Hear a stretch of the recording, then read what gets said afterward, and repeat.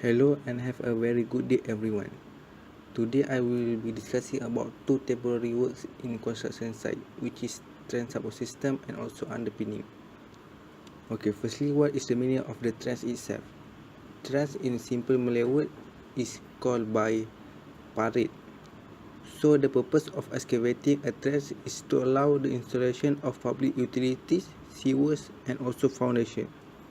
The type of public utilities are like the piping system which flow the water from the main source to the consumers to the residential areas, and also the line cables of telephone, internet and so on.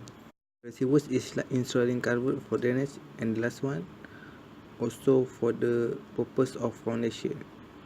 Excavation of the trench can be either done by hand or machine.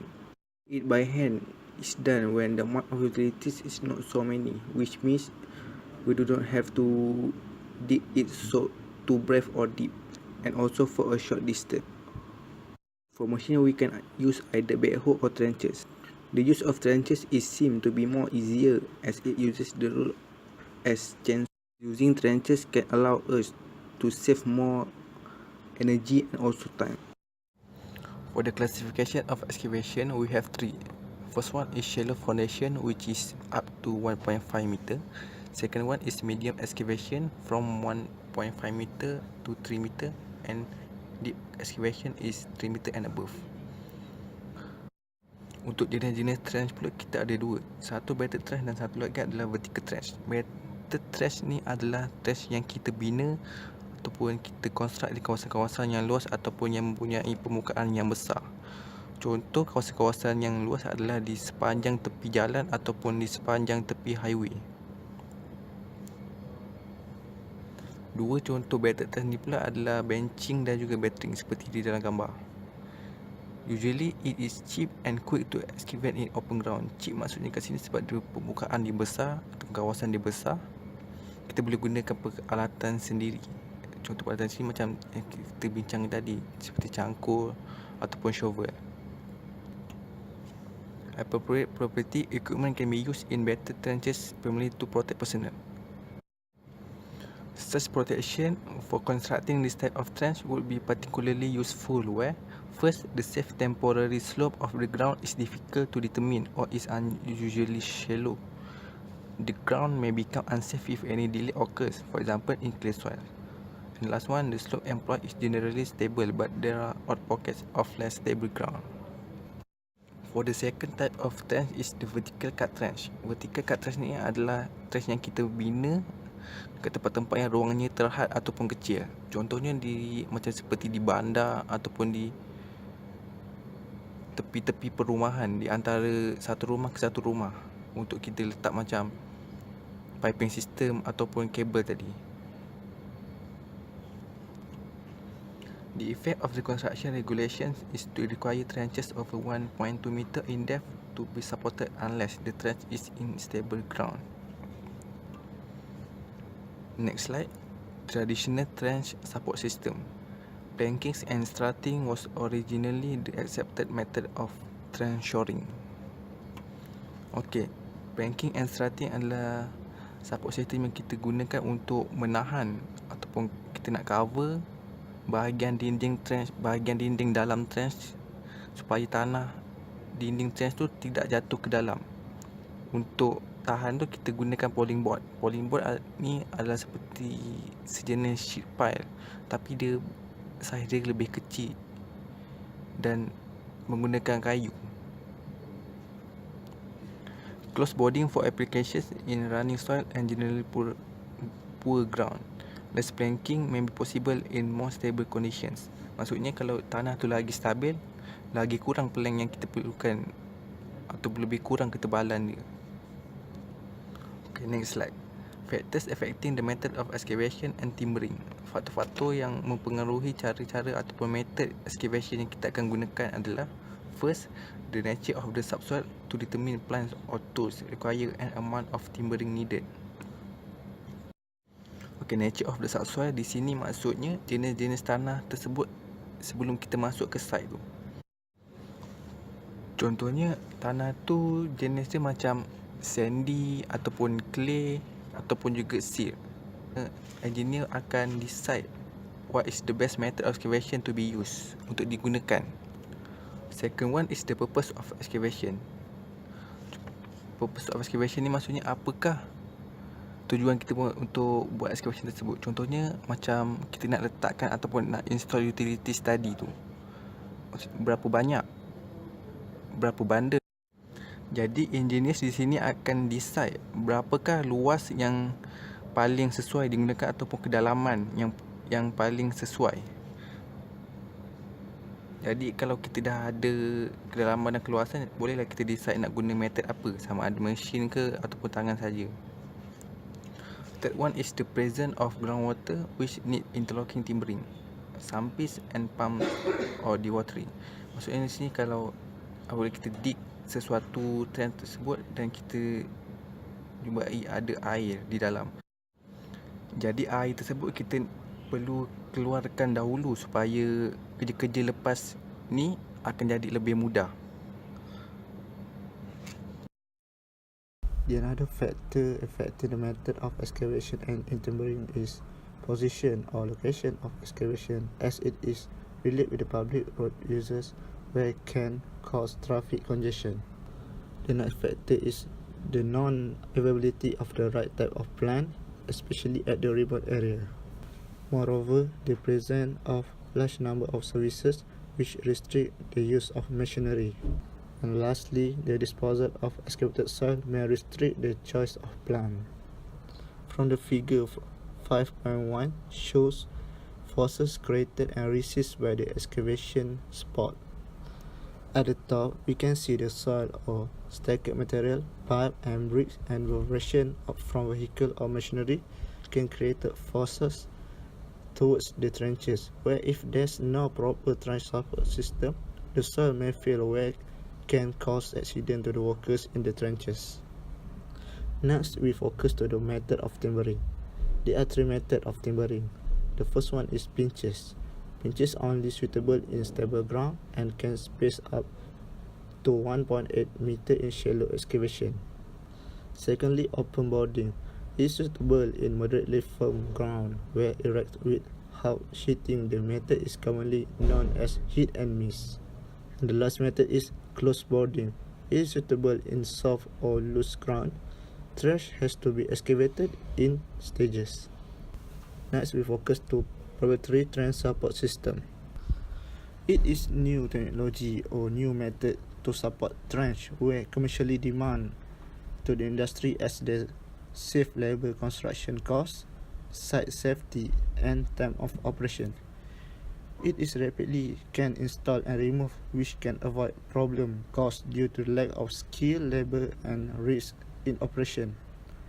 There are three types of trench support system, which are the hydraulically structured shores and wallings, where consists of vertical shore, waller unit, and manhole brace.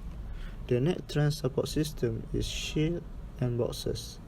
And lastly, plate lining system. Next, we move to the vertical shore. Vertical shore connected by hydraulic cylinder are pressure outside of the trench with easy use hand pump.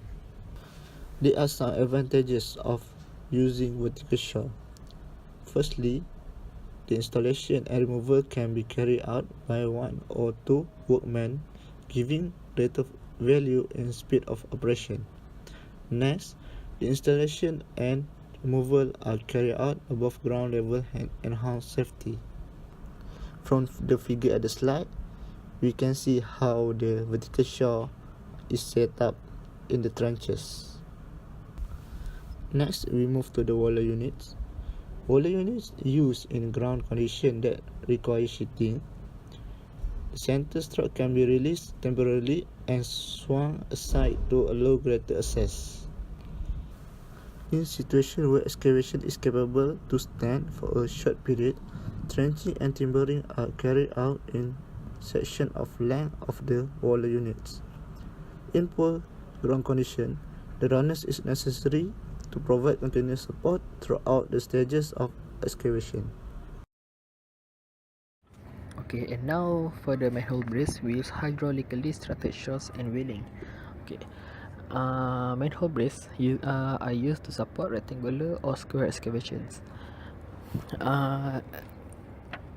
The length and the width are not too big, not too small, but uh, uh, it must be have the length that are suitable for the hydraulically strutted shores and railings to be suitable length for it to be used.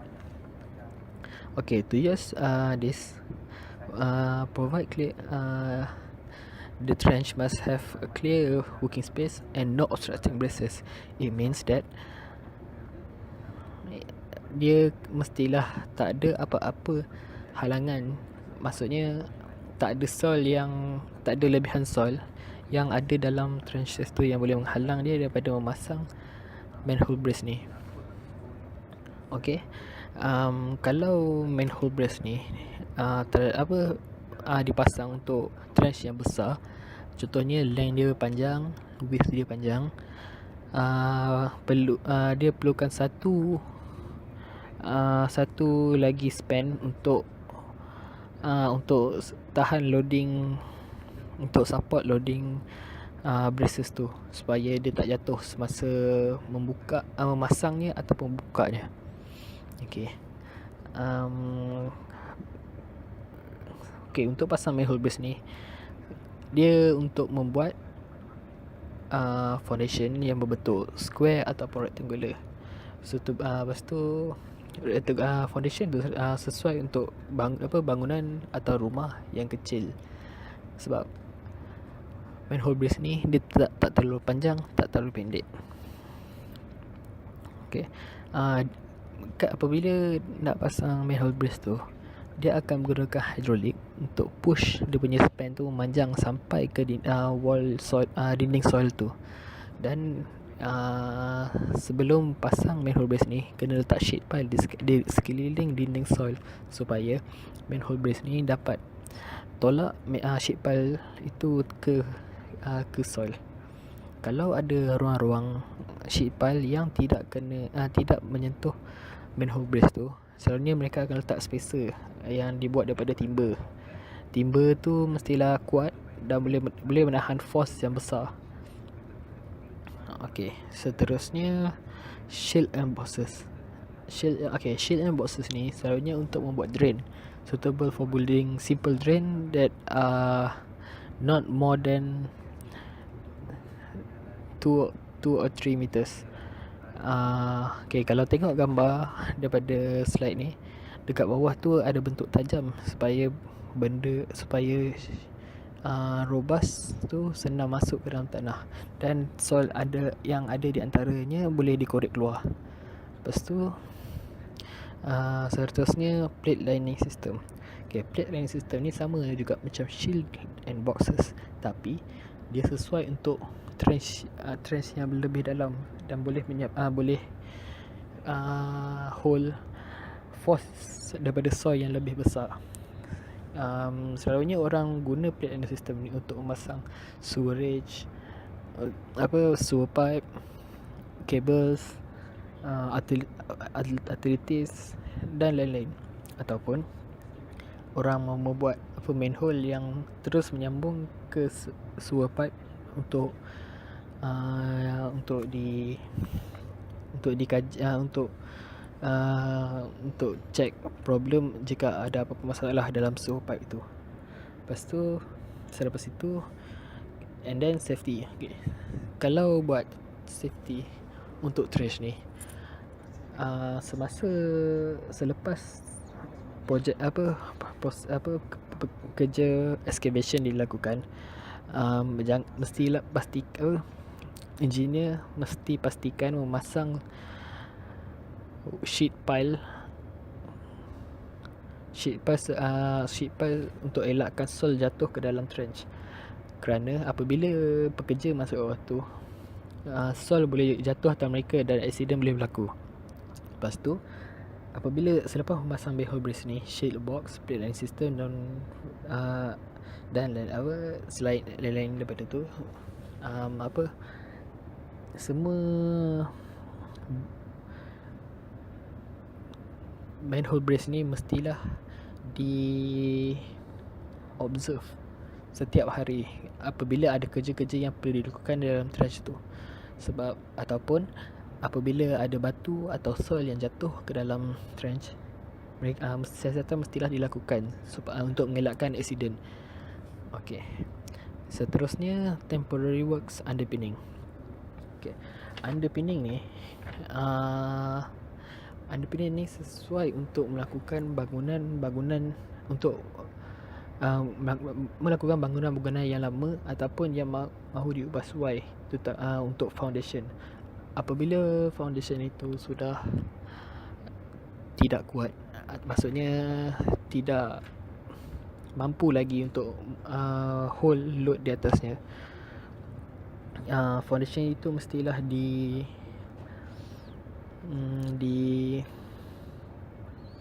modify. Maksudnya kena buat benda baru. Maksudnya underpinning ni dia menggunakan kolom besi untuk support load atau bangunan di atasnya, dan supaya pekerja-pekerja boleh membuat kerja pembaikian foundation rumah tu. The process of underpinning may be required. First point, to support a structure which is sinking or tightening due to ground subsidence or fail of the existing foundation. Tu maksudnya kalau bangunan tu macam ada mendap ke disebabkan tanah tu settle ataupun ada berlakunya fail pada foundation. So kita guna underpinning sebagai dia punya temporary support lah. Bila ada temporary support, kita boleh bina foundation yang baru. Okay. Second point, as a safeguard against possible settlement of a structure when excavating close to or below its foundation level. Maksud underpinning ni guna juga untuk safeguard bila ada buat excavating near the house atau bangunan-bangunan lain lah. Contohnya nak buat piping dekat-dekat rumah tu kan ada korek excavating kan. So kena buat underpinning dekat kawasan rumah tu supaya bangunan tu tak kacau foundation bangunan tu. Lepas tu third point, to enable the foundation to be deep for structural reason, for construction of new basement. So yang ni untuk kalau ada basement baru yang bawah tanah ke, so dia memerlukan foundation yang baru. So kita guna underpinning tu sebagai temporary support dulu untuk kita bina foundation yang baru. Okay. Fourth, to increase load carrying capabilities of foundation, construction of new story. Yang kelima, to enable a building to be moved to a new site, rather building of historical interest. Untuk yang ni ada bangunan-bangunan yang bersejarah yang kadang-kadang orang sayang nak runtuhkan, demolish benda tu. So dia orang akan pindahkan bangunan tu ke tempat yang site yang baru. Yang site lama tu mungkin nak buat bangunan-bangunan yang baru ke, bangunan komersial ke. So pindahkan bangunan histori tu ke tempat yang baru. Method of underpinning. First, traditional continuous strip footing. Second, RC beam using pin-forged stools. Third, mini piles. Fourth, conventional piles. Fifth, ground freezing. Dan yang keenam, chemical grouting. The choice of method will depend largely on first, type of underpinning required. Second, the depth of foundation required. Third, the access available. Traditional strip footing. First step, excavating rectangular pits or lakes at interval beneath the existing foundation. Second, build up the underside of the existing foundation with concrete or brickwork. Third, pinning between old and new work with rich dry mortar and compacted well to reduce shrinkage and settlement. Yang keempat, intervening lakes are then excavated and concrete or brickwork will be placed and bonded to the work already in place, forming continuous strip of underpinning at the required depth. And the last one, dowels bar are inserted at the end of each bay to provide continuity, or brick will be toothed to enable bonding. So untuk memahami keadaan ni, kita boleh lihat next slide-nya dulu. Dia ada tunjuk kita korek dulu bahagian foundation yang bermasalah dengan segi 4. So dekat bawah foundation yang sedia ada tu, kita akan letak satu jenis concrete work or brickwork bawah foundation yang sedia ada. Okey, bawah yang brickwork yang kita buat baru tu akan letaknya foundation yang baru, foundation yang lebih kukuh lah, dengan adanya dowel bar. Tu maksudnya. Number and length of base or legs will depends on: first, total length of wall to be underpinned; second, width of existing foundation; third, general condition of existing substructure; superimposed loading of existing foundation; estimated spanning ability of existing foundation; and the last one, subsoil condition encountered. The second type is jack or mega piles underpinning. First, applicable when suitable subsoil bearing capacity is too deep, making traditional wall underpinning not economical. Second, consists of short precast concrete pile lengths jacked into ground, and space between top of the pile and underside of the existing foundation will be filled with a pinned concrete cap once the required depth is reached.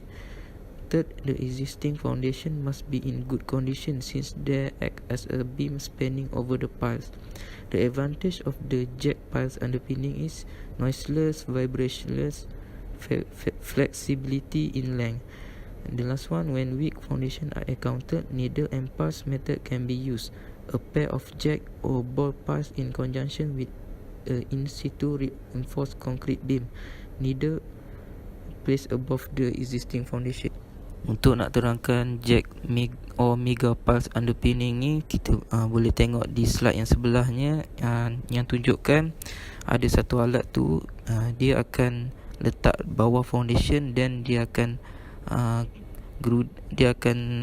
hammer the piles to the ground sampai dia jumpa bedrock. So bila setiap section of the piles tu dia akan welding. So bila dah sampai depth yang dia nak, so dia akan tanam balik excavation yang dia dah korek tu. Another method of underpinning is pine-fort stool. Pine-fort stool is the modification of traditional system where an RC beam is inserted into the wall to be underpinned in continuous run at foundation level. Pine-fort stool are used by jacking the equipment to level the structure. The picture below show the pine-fort stool for beam. This diagram show the RC beam of pine-fort stool. The first one is holes cut in position of beam to receive stool. The other one, stool positioning and pin. There are two types of this. Steel stool are for the heavy load and the PCC stool for the light load. The brickwork between stool is removed. The reinforcement, fabricate and positioning around the stool.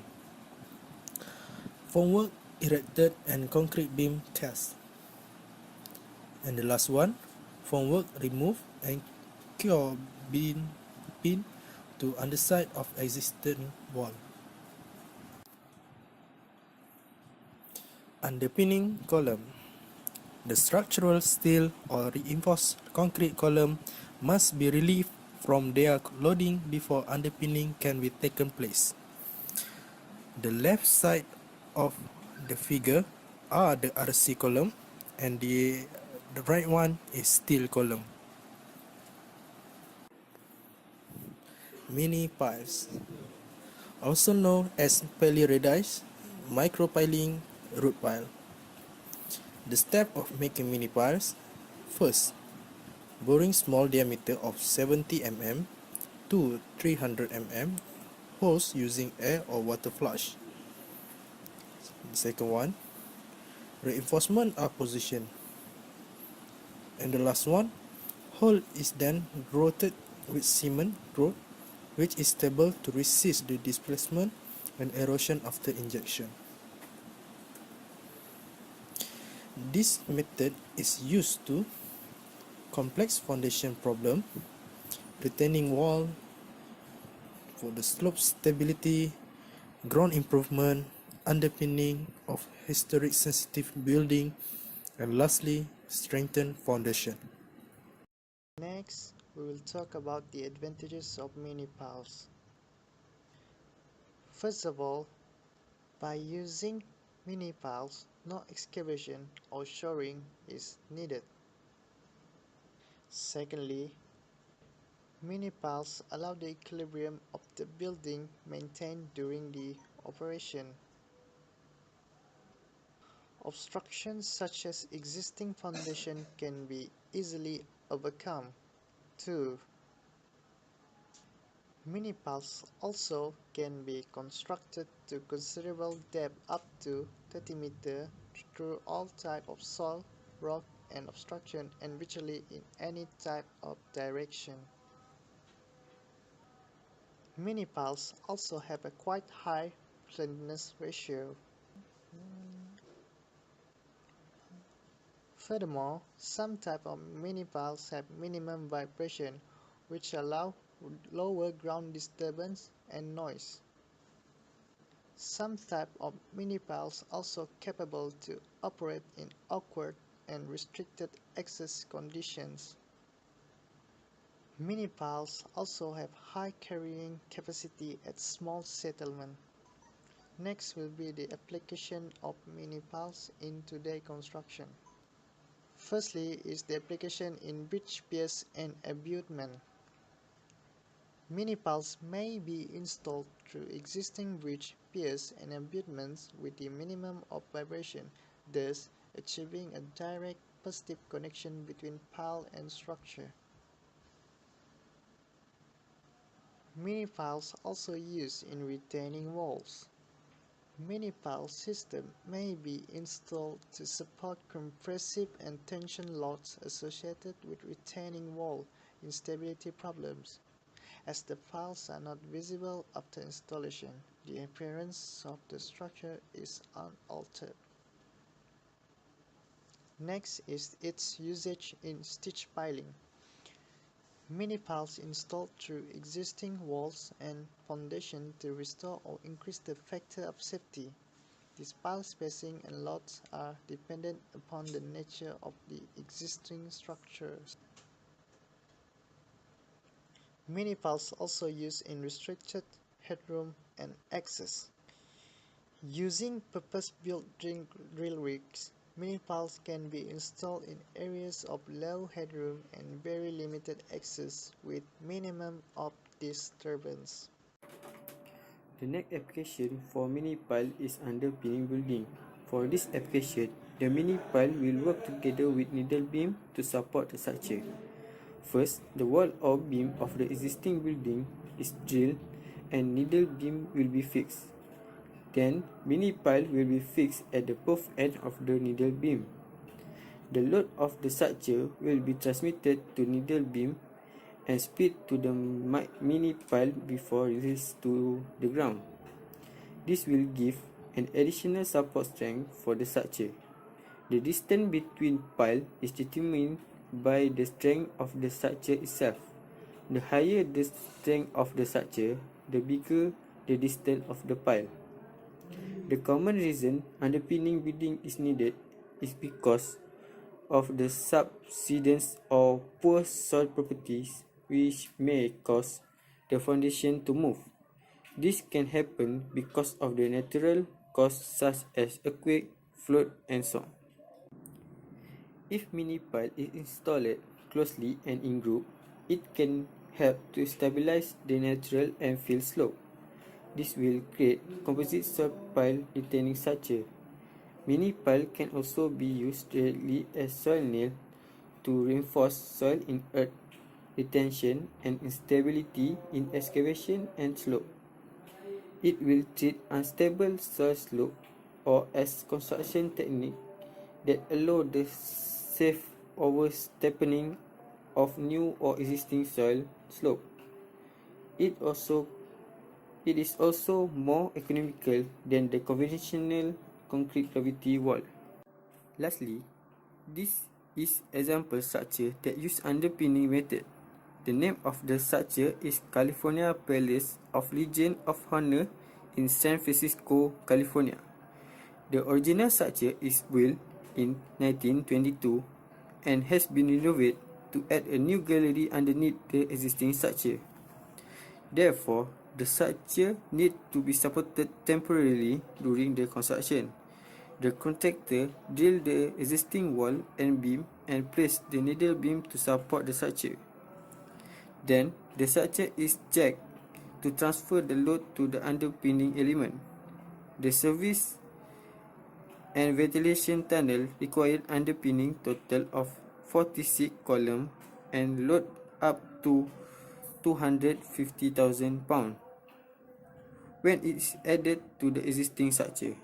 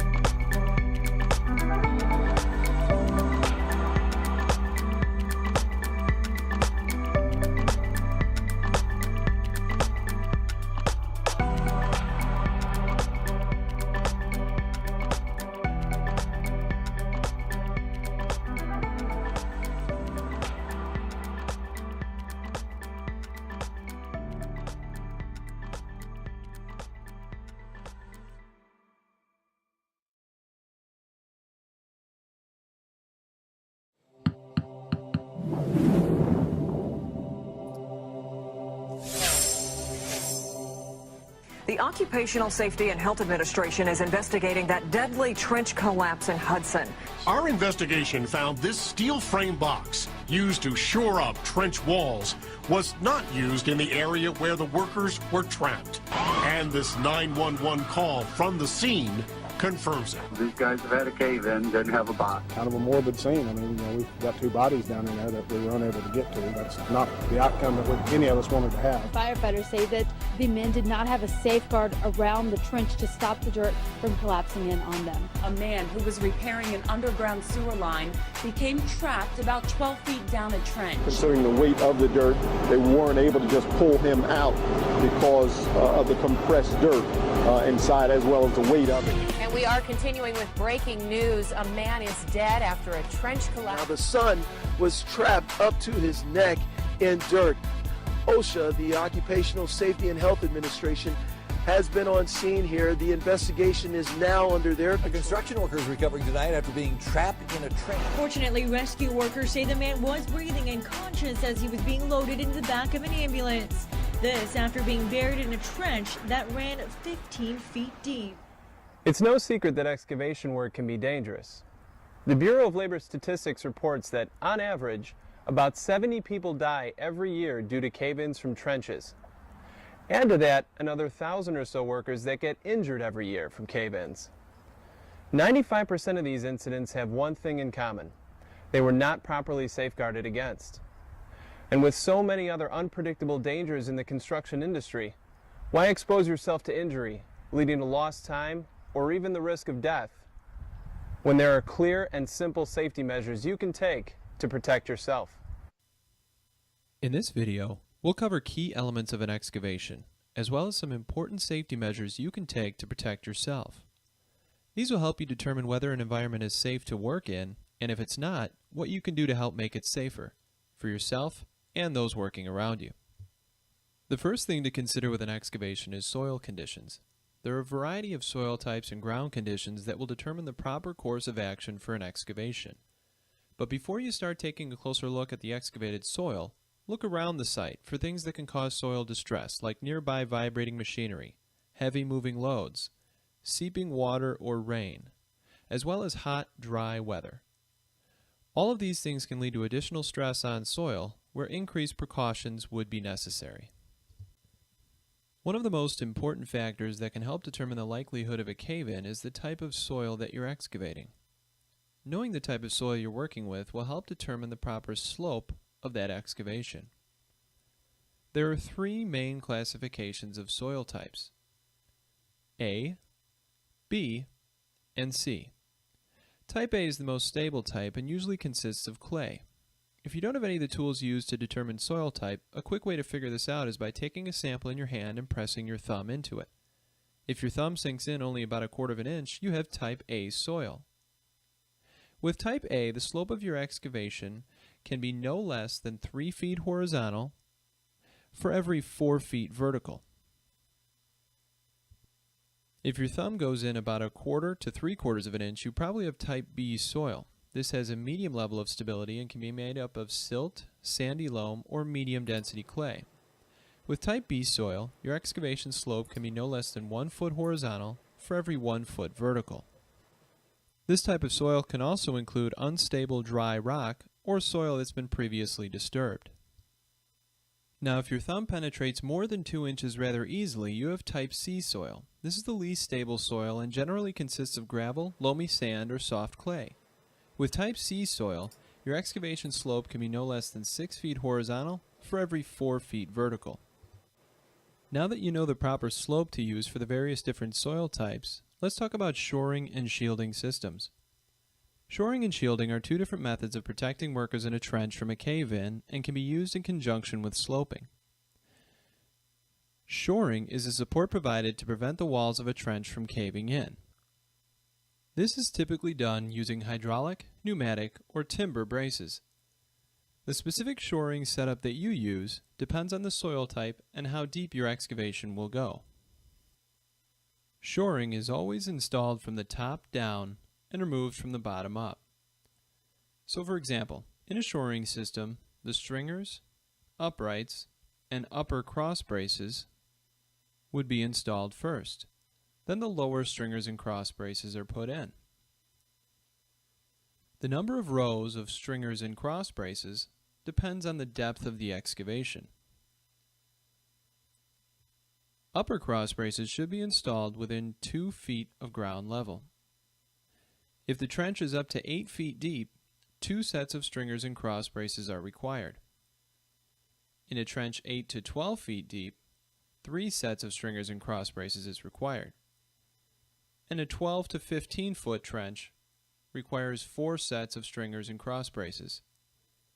In looser soil conditions, the uprights should be placed side by side. Plywood can be used in place of some of the uprights as long as the trench is less than 9 feet deep, the plywood is 3/4 of an inch thick or thicker, the uprights are installed at no more than 24-inch centers, and the cross braces do not bear directly onto the plywood but onto the stringers and uprights. A shielding system, on the other hand, is designed less to prevent cave-ins and more to protect workers in the event of a cave-in, and is typically done with the use of what's called a trench box or shield box. Trench boxes typically come pre-assembled and are lowered into the excavation via machinery. No workers should be present in the excavation when a trench box is being lowered or removed. A standard trench box can be rented for about $150 to $200 per day. Once in an excavation or trench, a worker should remain aware of his or her surroundings, as there are several hazards other than cave-ins that can be common in a trench. The first of these is a hazardous atmosphere within the trench. This can include flammable as well as toxic vapors. Flammable vapors with a vapor density greater than air can accumulate in low areas of a trench and ignite with any number of ignition sources. Sources of these flammable vapors can be ruptured pipes in the trench, heavy vapors in the area, and materials that are brought in. Toxic vapors can accumulate in trenches through the soil depending on the surrounding ground environments. It's important to have testing equipment handy to make sure oxygen levels remain normal and toxicity levels remain low. Anytime oxygen levels dip below 19.5%, respiratory equipment is needed. Another excavation hazard to be aware of is underground utilities, like electric, gas, cable, phone, or water. Always call 811 or a similar one-call underground service prior to excavation. Once in a trench, a worker should always check for unknown utility lines that may have been damaged during the digging. Water accumulation can create a dangerous environment as well, causing slip hazards, electrocution, and in the case of rainwater accumulation, even cave-ins from wet, soft soil on the trench walls. Water pumps should be used in any trench where this happens. Maintaining proper access and egress to an excavation is important as well.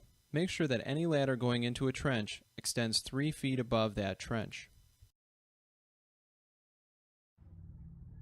The precautions for working around excavations are fairly straightforward, yet they remain one of the biggest sources of injury and death in all of construction. That's why OSHA requires a competent person be on every excavation job site to ensure the precautions we discussed here are followed. To learn more about excavation safety or to get certified in a competent person course, visit our website at etraintoday.com. Thank you.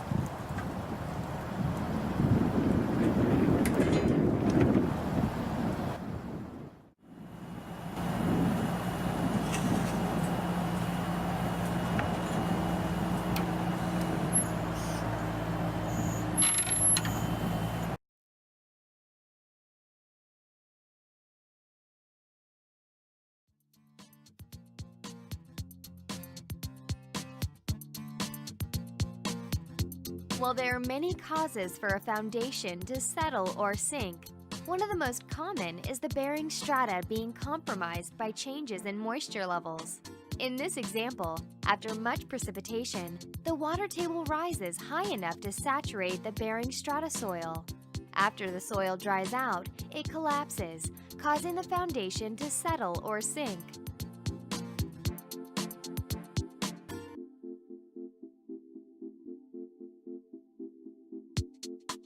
Baseco offers two permanent solutions to repair a settled structure: the load-tested resistance or push pier system. The other solution is with helical piers, steel piles screwed into the soil until required torque is achieved. Let's first take a look at the push pier system. Push piers are installed by first placing a galvanized steel bracket underneath the footing of the foundation. Then, utilizing a hydraulic ram, steel piles are driven below the structure until they reach load-bearing strata.